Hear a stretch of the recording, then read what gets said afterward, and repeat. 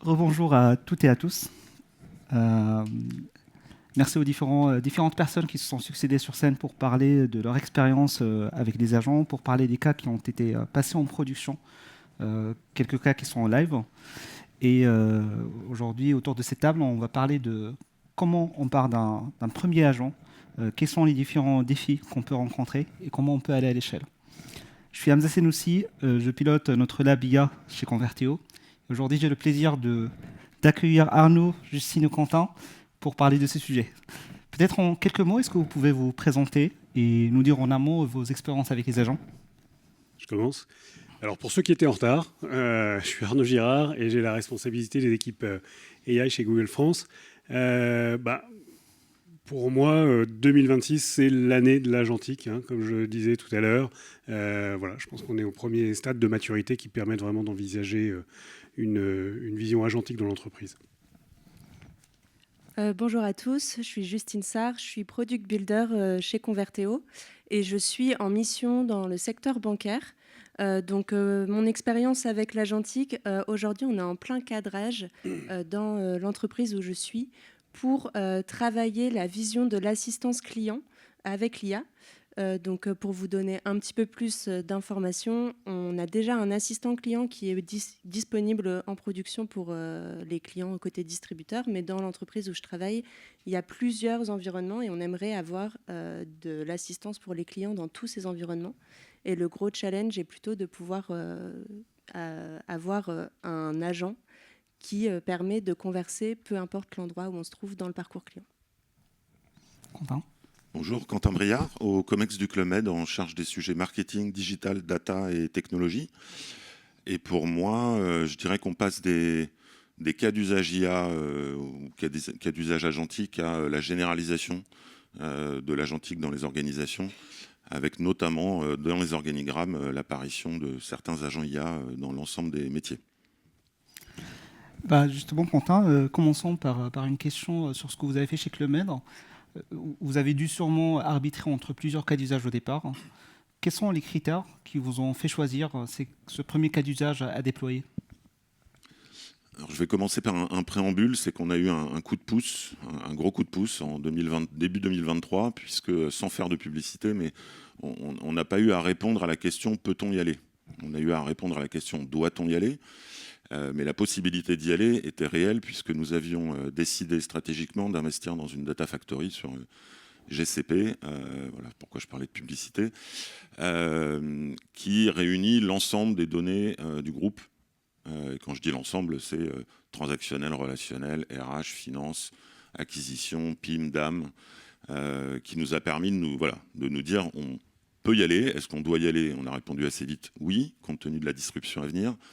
Et la façon dont on a opéré, notamment en 2023, c'est qu'on a choisi la stratégie des grands nombres. Hein. Parfois, il faut faire finalement assez simple dans les entreprises. On s'est assis autour d'une table et on s'est dit 1 million d'appels. Si on arrive à optimiser, à être plus efficient sur 1 million d'appels, on aura un big case. On a 35 000 préaffectations de géo par an dans le monde, avec notamment des villages saisonniers. On a un DAM qui inclut 50 000 photos, vidéos indexées manuellement. Si on arrive à être un peu plus efficient, le big case sera là. On a 2000 créations de contenu textuels par an, par marché, en marketing. Voilà, donc on a pris ces grands nombres. Ensuite, on a été regarder si la qualité de la donnée était là. Donc, on avait accès à la donnée, mais après, il y a la profondeur, la fraîcheur de la donnée.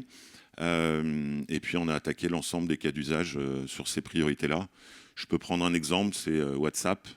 On a créé un agent conversationnel IA dès début 2024, janvier 2024. On avait été écouté 2 mois de conversation téléphonique pour essayer de repérer les intentions, les catégories d'appels, pour savoir si dans notre base de données, dans notre PIM, on avait accès à ces informations-là. C'était le cas à plus de 50%. Et donc, on a déployé cet agent conversationnel qui, aujourd'hui, répond à représente un tiers des conversations clients dans le monde, avec un taux d'automatisation qui est passé à 50% avec notre système agentique. Intéressant.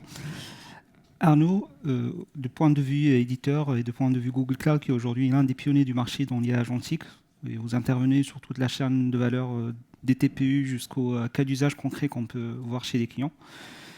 Selon vous, quels sont les faux bons premiers cas d'usage où les clients ils peuvent être piégés? C'est la tentation du cas d'usage fourre-tout, où l'IA va être magique. Et j'aime bien ce que tu disais sur on a pris la théorie des grands nombres, on a cherché à voir là où il y avait de l'impact. Et c'est ce que je disais tout à l'heure, c'est vérifier qu'on est capable de mesurer les outcomes qu'on en attend. Après, ça sera ou ça ne sera pas successful, mais en tout cas être capable de mesurer. Et puis, partir sur un use case qui est peut-être très shiny, très, en bon français, très attirant, mais qui ne sera pas ancré dans la donnée. À nouveau, ça fait que je fais complètement écho à un cas que tu décrivais tout à l'heure, très concret, où là, on va se retrouver avec quelque chose qu'on ne saura pas exécuter, pas mesurer. Donc attention, je dirais, aux miroirs aux alouettes. Restons ancrés dans ce qu'on maîtrise, la data, et dans des cas qu'on peut mesurer, et soyons spécifiques. Le cas d'usage magique qui répond à toute la problématique de l'entreprise n'existe pas. Donc soyons bien précis dans ce par quoi on veut démarrer. Très clair. Chez Converto, on a même cette expérience lorsqu'on a démarré sur des cas d'usage agentique. En tant que cabinet de conseil, on a des gros enjeux, par exemple, de knowledge management, comment on peut accéder à nos documents. Chez Converteo aussi, on a des écosystèmes qui sont différents. On peut ramener de la donnée de l'entreprise, des slides et des informations qu'on construit avec nos clients. Mais aussi, on a des choses en interne avec nos fonctions support, notamment de la compta, du sales, de la finance et aussi des fonctions RH. Et généralement, lorsqu'on démarrait ce type de projet, les premiers cas d'usage qui sortaient, c'était comment je peux me connecter à un drive, ramener des informations. Mais ce qui manquait au départ, c'était le cas d'usage. On était sur de la connexion, sur faire tourner du LLM sur ces connexions-là. Mais on n'était pas allé loin sur les cas d'usage du premier coup. Donc c'est pour ça qu'on a pris un peu de temps pour bien cadrer et aussi bien faire un assessment de ces cas d'usage pour enfin les déployer. De ton point de vue, Justine, toi, tu as vu l'expérience Converteo, mais aussi tu as vu l'expérience chez ton client. En tant que product, vous avez normalement dû faire des ateliers de cadrage, de kick-off. Qu'est-ce qui arrive quand on saute une des étapes au départ? Alors, ça nous est arrivé. Donc, en effet, nous, sur le premier agent conversationnel qu'on a voulu mettre en place après celui qui était déjà existant, on s'est dit, le premier existe, on a tous la même ambition, donc lançons tout de suite les ateliers de cadrage assez fonctionnels pour connaître nos règles de gestion, connaître notre base documentaire. Mais en allant tout de suite dans le concret, on s'est vite rendu compte qu'on parlait avec des équipes opérationnelles qui n'avaient pas eu forcément les informations plus stratégiques et donc qui n'avaient pas les mêmes ambitions que ce qui avait été imaginé. Donc on a dû repartir un peu et revenir en arrière. Et donc maintenant, on fait des lancements de kick-off de cadrage. Donc kick-off de lancement de cadrage, pardon. Et ça permet de remettre toutes les parties prenantes autour de la table et de vraiment lancer le projet pour remettre les ambitions, remettre la vision business et nous aussi pouvoir leur faire un retour d'expérience sur ce qui existe déjà. Et ça permet quand même d'avancer beaucoup mieux la suite des ateliers de cadrage. Normalement, dans le secteur bancaire, c'est un secteur qui est très régulé, donc il y a beaucoup de choses à surveiller, beaucoup de choses à mettre en place au niveau sécurité et niveau conformité. Est-ce que vous avez mis en place des étapes de modération? Est-ce qu'il y a des règles de garde-fou que vous avez construites avec les équipes? Oui, on en a bien sûr. Alors c'est vrai, secteur bancaire, c'est très précautionneux, surtout sur l'agentique. Il y a vraiment une peur qu'on ne puisse pas vraiment réguler ce que l'agent dit. On est plus sur quelque chose de déterministe, donc ça change quand même la donne. Et donc on met beaucoup de garde-fous dans les agents qu'on crée. Déjà, en cadrage, on réfléchit à ce qu'on a envie de faire, mais après, on a toujours des étapes de juridique, de conformité, des étapes conformité juridique pour s'assurer que ce qu'on veut faire, c'est correct et c'est accepté. Si ce n'est pas le cas, on fait un retour en arrière et on trouve d'autres façons d'arriver à nos fins. Et après, quand on est en période de build ou même de run, on a quand même beaucoup d'étapes dans l'agent. Donc nous, par exemple, dans le monitoring, ce qu'on peut faire, c'est qu'il y a certaines questions, suivant la thématique, on ne va pas y répondre. Tout ce qui est suspicion de fraude, si le client nous donne des données personnelles, s'il y a une intention de vol ou des insultes, tout ça, on ne répond pas et on ne passe pas la question dans la suite du LLM, on passe directement sur des questions scriptées. Ça évite quand même de répondre à des choses qui ne sont pas correctes. Aussi, ce qu'on peut faire, c'est on fait une vérification à la fin de la réponse de l'agent pour s'assurer qu'il n'y ait pas de montant ou de taux, parce que c'est des choses que les clients après peuvent demander à leur conseiller en disant l'agent m'a répondu ça, donc maintenant je veux ce taux. Et s'il y a la moindre erreur dans la documentation, ça va mettre le conseiller en porte-à-faux, donc on évite ce genre de choses. Et après, on met un gros garde-fou aussi sur tout ce qui est supervision. Donc, on a un LLM as a judge, donc, qui permet quand même de s'assurer que dans la suite, quand on run, nos agents ils répondent toujours correctement. Donc, pour ça, on peut mettre à la fois un agent une évaluation qui permet de s'assurer de la pertinence, mais on peut aussi mettre des évaluations pour s'assurer que, suivant des cas d'usage assez précis, l'agent ne répond jamais.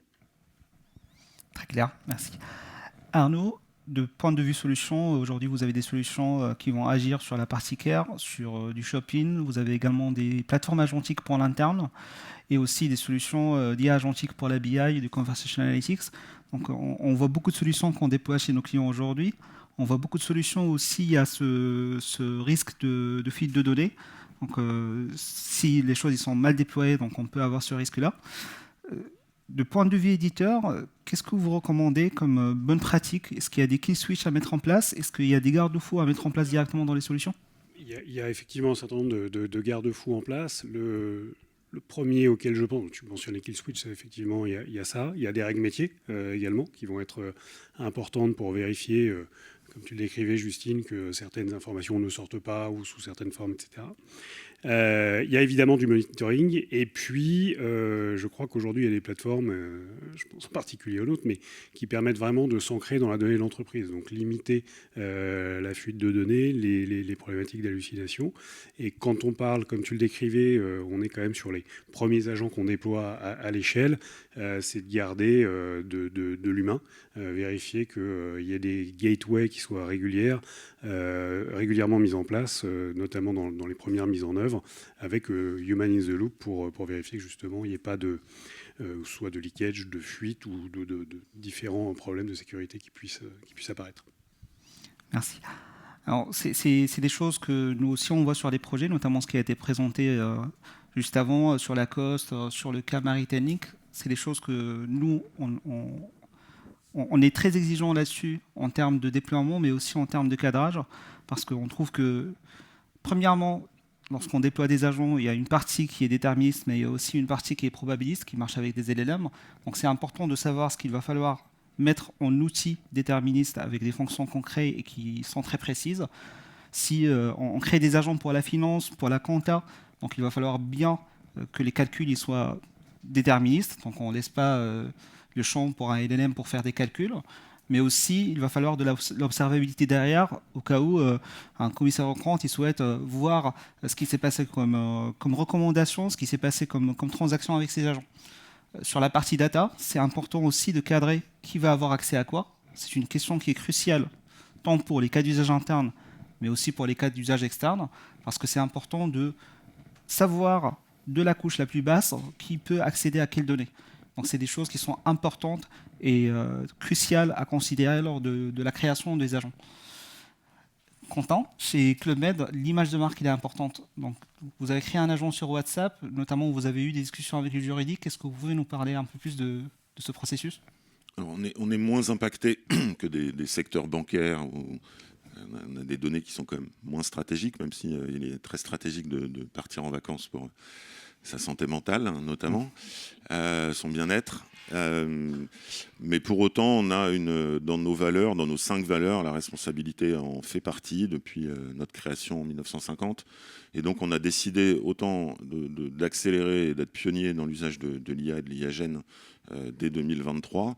Autant on a créé un comité d'éthique de l'IA courant été 2023, donc parmi, je pense, les premières entreprises à avoir déclaré leur charte éthique officiellement en interne et en externe, avec la création d'un comité d'éthique qui se regroupe tous les 3 mois, dans lequel on va retrouver le secrétaire général, les ressources humaines, la cyber, le SI, mais aussi, c'est un parti pris fort chez nous d'avoir une personne externe qui s'appelle le professeur Ganassia, qui est professeur à Sorbonne Université notamment dans l'IA depuis une trentaine d'années, qui est au comité d'éthique de Pôle emploi et du CNRS, et qui nous guide à la fois dans l'écriture de notre charte éthique, qui nous a beaucoup aidé, qui nous guide dans l'étude des réglementations nombreuses, fréquentes, elles changent, et on est un groupe international, donc il faut suivre les États-Unis, la Chine, l'Europe, le Brésil notamment, et qui nous a conduit à amoindrir des cas d'usage ou à les travailler autrement. Je vais prendre deux exemples. Le premier, c'est je parlais en introduction de ces 35 000 préaffectations de géo dans le monde. On avait l'objectif d'utiliser un algorithme de statut de matching, un petit peu comme dans les applications de rencontres. C'est d'ailleurs, pour la blague, l'algo s'appelle Stable Marriage, mariage stable. Bon.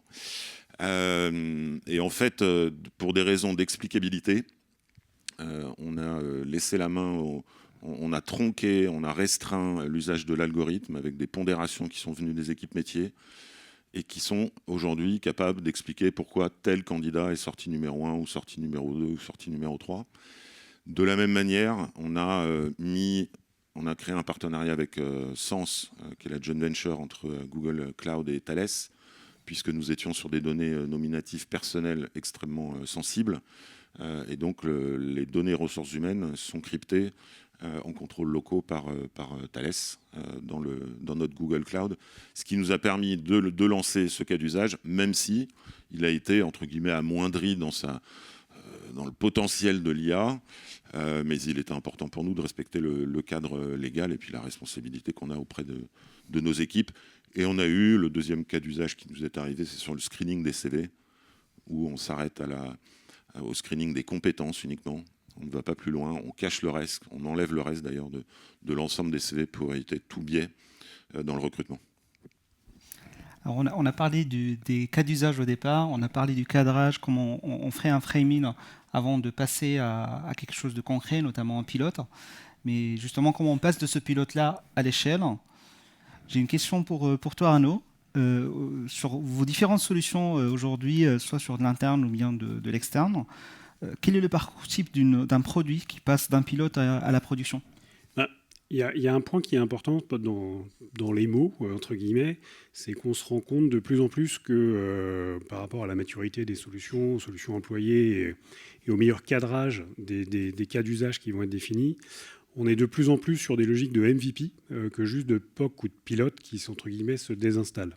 Dès lors qu'on est sur un cas d'usage qui va intéresser une population cible, un use case déterminé, en général, on observe que si ça fonctionne, autant que ça reste. Et donc, c'est vraiment les étapes, elles sont assez classiques, mais on est plus dans l'approche, dans une logique de MVP, parce que assez vite, vérifier qu'une solution technique fonctionne, ça va vite. Vérifier qu'un use case, on est sur le bon sujet, ça va assez vite. Donc, à partir de ce moment-là, et dès lors qu'on va ouvrir et accéder aux données d'entreprise pour prouver la valeur du projet, on passe plutôt sur un MVP. Donc, on est sur des phases itératives. Raphaël disait tout à l'heure, il faut passer de 2 mètres à 4 mètres quand on saute.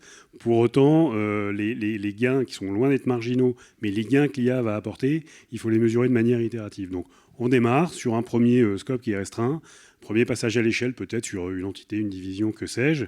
Et ensuite, il y a 2 approches. Soit c'est un cas d'usage qui a vocation à être déployé sur l'ensemble des collaborateurs, soit on se dit, la technologie fonctionne, le cas d'usage fonctionne là, on le passe à l'échelle dans le domaine qui est concerné, et puis on va aller chercher d'autres cas d'usage pour répliquer au fur et à mesure.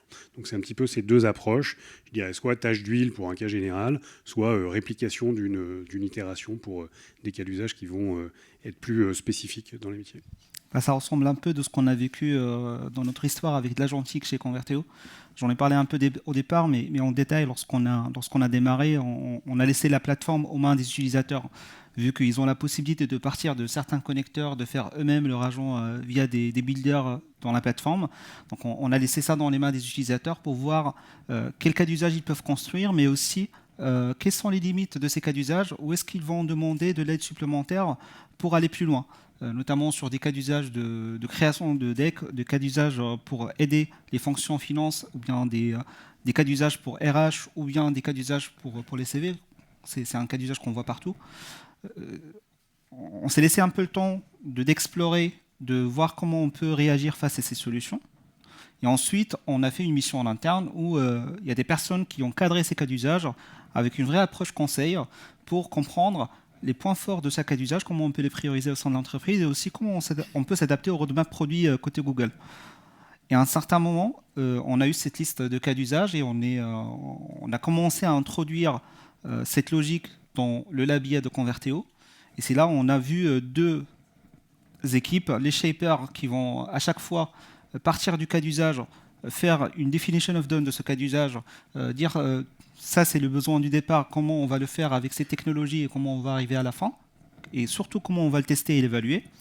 Et une équipe de builders, c'est des IA ingénieurs qui vont aller explorer les différentes démarches dans la solution, qui vont aussi explorer les limitations de la solution et comment on peut aller loin avec des stacks agentiques, et ils vont pouvoir déployer la solution. Et vite fait, on a remarqué qu'au départ, on était en train d'explorer, de se poser des questions, aussi de tester, de faire du test and fail et and learn surtout. On est passé à une étape où on a une usine où à chaque fois, on reçoit des besoins, on crée ces agents, on les teste, on les évalue, et vers la fin, on mesure l'adoption chez les utilisateurs. Justine, notamment sur les cas d'usage dont tu nous as parlé, est-ce qu'il y a des erreurs que vous avez faites dans ce passage à l'échelle qui vous ont fait un peu perdre du temps? Et de point de vue produit, est-ce que vous recommandez de plutôt construire une roadmap à court, moyen et long terme, ou bien d'aller directement sur du déploiement à partir d'un MVP? Alors, chez mon client, secteur bancaire, on est quand même très précautionneux, donc on n'y est pas encore au passage à l'échelle. En revanche, on a déjà défini les cas d'usage, ce qui a permis de construire une roadmap très très long terme et donc à poser une cible d'organisation. Et là, on est en plein dans qui est responsable de quoi et quelle est la gouvernance. Et tant que cette question n'est pas un minimum posée, on ne pourra pas aller sur de l'échelle. Donc pour le moment, on est encore sur OK, qu'est-ce qu'on est capable de faire aujourd'hui avec notre organisation. Et donc on avance en parallèle, à la fois sur la vision qui est très long terme et qui a besoin de restructurer les équipes, et à la fois sur OK, mais aujourd'hui, on peut quand même commencer avec nos équipes, et donc allons-y et commençons quand même à créer nos agents. Et du coup, moi, je suis plus dans l'idée de construisons nos roadmaps court, moyen, long terme. Ça permet d'avancer, ça permet quand même de connaître aujourd'hui ce qui marche, ce qui ne marche pas, et de faire les erreurs sur des cas qui sont petits et qui ont moins d'impact. Et au fur et à mesure, on construit les briques. On a chez mon client, j'ai vu d'autres projets agentiques qui ont commencé à se monter.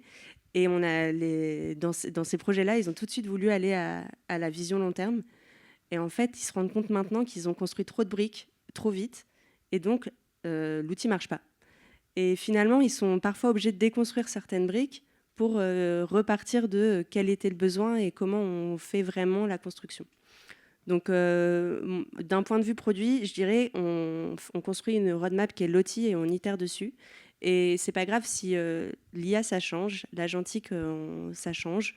Mais construire une vision cible, ça permet quand même de construire une gouvernance et au moins de travailler avec les bonnes équipes.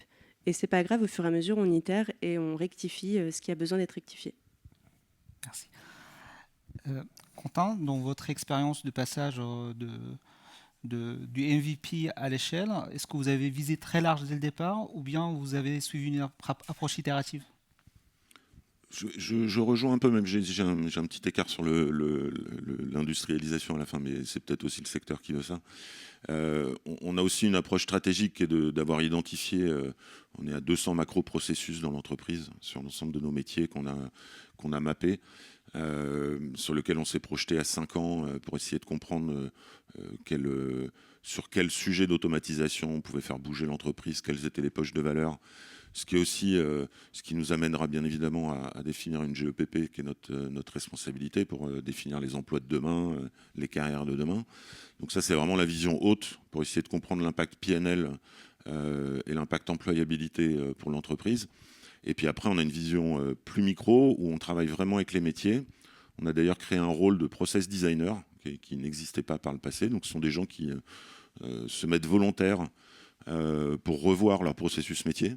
Ça peut aller des opérations à la vente, au marketing, à la finance, au RH, que l'on forme à Six Sigma notamment pour faire un value stream mapping et harmoniser l'ensemble du mapping des processus de l'entreprise, sur lesquels ensuite on va travailler sur la discovery, sur l'analyse des pain points, qui prend aujourd'hui, dans un cas d'usage IA, presque 2/3 du temps finalement d'un cas d'usage IA entre la discovery et la production. Parce que la grosse différence avec le digital, c'est que quand on partait en prod en digital avec un MVP, avant d'arriver au VP et enlever le M, on a été nombreux à passer quelques mois, voire quelques années avant d'avoir un produit de qualité industrialisé dans l'ensemble des pays. C'était très long. Aujourd'hui, ça peut aller franchement très vite. Et moi, j'ai un motto en interne, c'est scale or fail. Donc, une fois qu'on a délivré ce MVP, même nous, sinon on appelle ça encore POC, en fait, si on n'a pas d'impact sur le métier, si l'adoption n'est pas bonne, on le dégage, on le jette, on passe à autre chose. Parce que la disruption est telle que la vitesse est nécessaire dans l'industrialisation. Et c'est pour cela que nous, les cas d'usage doivent être déployés massivement à l'international le plus rapidement possible. Je parlais du cas d'usage sur WhatsApp. On est passé de 1 pays à 18 pays en un an, un peu plus d'1 an. Ouais, c'est le rythme qu'on veut tenir pour continuer la transformation de l'entreprise, parce qu'encore une fois, les premiers auront gagné demain, je pense. C'est intéressant d'avoir cette vision sur les chiffres du déploiement à l'échelle, et notamment sur plusieurs pays. Après le déploiement, est-ce qu'il y a des KPI que vous avez suivis de près pour s'assurer, est-ce que ça a bien marché? Est-ce qu'il y a des points de douleur qu'il faut corriger? On a des KPI qui vont être transverses, assez communs. Hein. Le taux d'automatisation, déjà, c'en est un. Il y a bien évidemment le taux de satisfaction, que ce soit employé ou client. Et puis après, on va être sur des KPI qui vont être très liés au cas d'usage précis. Est-ce que c'est un impact PNL? Est-ce que c'est du temps gagné? Et même le temps gagné, je pense que je sais que j'ai entendu beaucoup notamment en 24-25, d'entreprises disant qu'il n'y avait pas d'impact encore PNL et donc elles freinaient un petit peu les investissements sur l'IA. Je pense que c'est une erreur. Je pense qu'il ne faut pas se concentrer quand une nouvelle technologie arrive uniquement sur le ROI pur, incrément, puisqu'il n'est pas là, on n'arrive pas à le mesurer dans les premiers cas d'usage. Mais si on arrive à mesurer qu'il y a un taux d'automatisation de 10, 20, 30, 40, 50%, si on estime qu'on fait gagner tel type de population 10, 20, 30% de temps, c'est un impact pour moi suffisant pour investir, parce que ce sera déjà ça de fait demain, quand il faudra aller un peu plus loin dans l'automatisation de certaines tâches. Merci. Pour terminer, en une phrase, est-ce qu'il y a des conseils que vous pouvez donner à des entreprises qui ne sont pas encore lancées ou bien ils sont en début de lancement sur l'agentique? Arnaud? En une phrase? Oui. T'es dur. T'es dur. J'avais plein de slides à présenter. Non, c'est business impact, et je reviens sur ma notion de mesure. Et si je peux me permettre une deuxième phrase quand même, on a des cas clients où on a vu qu'il y avait des gisements je vais appeler ça de performance, au sein des collaborateurs. Je prendrai juste un exemple, c'est Virgin Voyage, vous pourrez trouver la référence, elle est publique sur notre site, qui ont démarré avec nous avec 50 agents, en disant voilà, on le met dans les mains des collaborateurs pour améliorer l'expérience de nos clients, etc. C'est pas pour faire de la pub à de la concurrence, hein, mais c'est assez intéressant en termes d'adoption sur l'agentique. Donc ils ont démarré en septembre-octobre à 50 agents, à Noël ils étaient à 500 et en février à 2000. Il y aura bien sûr du tri à faire et de la gouvernance, mais il y a eu une adoption très très forte de la notion d'agentique pour short-cutter, en bon français, peut-être des douleurs que les utilisateurs avaient dans l'entreprise. Donc, mesurez et faites confiance à vos collaborateurs pour trouver les bons use cases à chaque niveau. Il faudra gouverner et orchestrer, mais c'est un peu ça. C'était un peu plus long qu'une phrase, je suis désolé. Non, mais c'est pardon. Justine? Bon, alors, je vais le faire en peut-être 2 mots pour contrebalancer. Mais je vais dire, il faut s'adapter et poser la gouvernance des équipes. Moi, je dirais considérer l'IA vraiment comme une trajectoire stratégique et du coup, passer beaucoup de temps sur les sujets d'organisation. Parce que j'entends souvent des blocages organisationnels, il y a des blocages d'infrastructures, de qualité de données. On a finalement assez peu parlé d'organisation dans les entreprises, des silos. Et c'est vrai que ça désilote à peu près tout, hein, la façon de travailler dans l'IA. Encore plus que le digital. Et donc, ça peut passer par des révisions d'organisation, des adaptations d'organisation, de la création de certaines gouvernances qui sont nécessaires pour avoir une vision strat et industrialisée. Quentin, Justine, Arnaud, merci pour cette riche discussion. Je vois qu'il nous reste, je pense, 2 minutes. Donc si vous avez des questions.